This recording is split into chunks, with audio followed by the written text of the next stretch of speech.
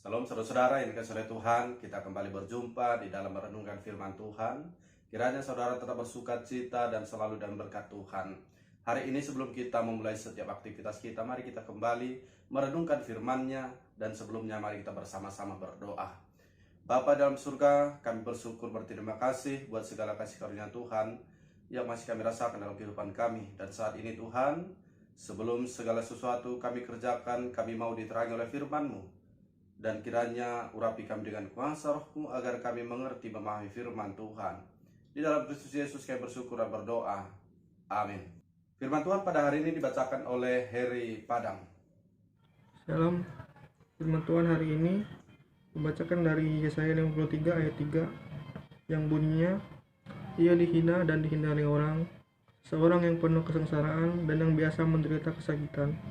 Ia sangat dihina sehingga orang menutup mukanya terhadap dia, dan bagi kita pun dia tidak masuk hitungan. Begitu firman Tuhan, terima kasih.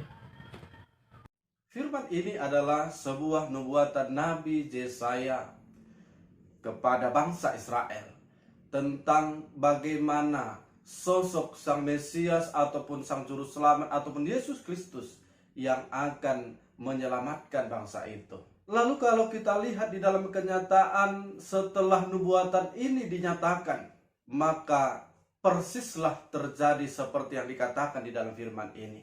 Di mana yang pertama, seperti yang dikatakan firman ini, Yesus mengalami penghinaan. Kemudian Yesus mengalami kesengsaraan. Kemudian yang ketiga, Yesus dihindari oleh orang-orang. Kemudian yang keempat, orang-orang memalingkan mukanya. Dan yang kelima, orang-orang tidak memperhitungkannya. Saudara-saudara yang dikasihi oleh Tuhan, apa yang dialami oleh Sang Juru Selamat di sini ataupun Yesus Kristus menunjukkan bahwa penderitaan itu akan dibawanya secara total demi keselamatan banyak orang.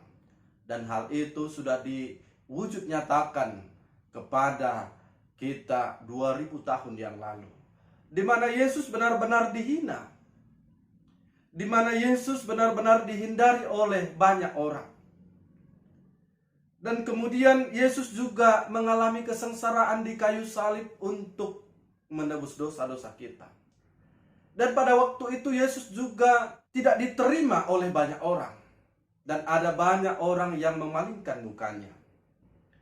Tetapi saudara-saudara, setelah semuanya dilakukan oleh Yesus, semuanya dijalani oleh Yesus, kesengsaraan itu, penderitaan itu dibawanya sampai kepada salib dan juga kepada kematian. Tetapi pada akhirnya, pada hari yang ketiga dia bangkit kembali, menunjukkan bahwa penderitaan dan kematian itu telah dikalahkan. Dan dengan demikian ada banyak orang percaya bahwa Yesus adalah Tuhan yang membawa keselamatan, kebangkitan, dan juga kehidupan baru. Oleh karena itu saudara, kalau kita sudah tahu akan kebesaran dan kuasa penyelamatan Yesus di dalam kehidupan kita, apakah kita masih mau membuat Yesus menjadi menderita?